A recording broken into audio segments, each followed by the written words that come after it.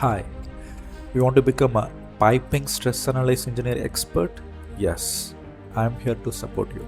If you want to learn both onshore and offshore FPSO fixed platforms, onshore refineries and petrochemicals, whether it's a metal pipe or a non-metal pipe, whether it's above ground or a below ground, everything you are going to learn from me. Yes, I'm Leody, having more than 15 years of experience.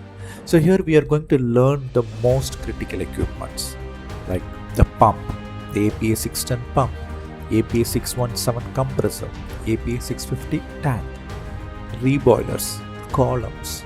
So all the most important critical equipments which we are using in the oil and gas, that we are going to do the stress analysis for that, and what are the conditions and criteria, how to use the course standards, everything we are going to see in a detailed manner. Okay, so this is nearly a 3.5 months program, 42 hours live sessions, assessment, everything is going to be in a best manner.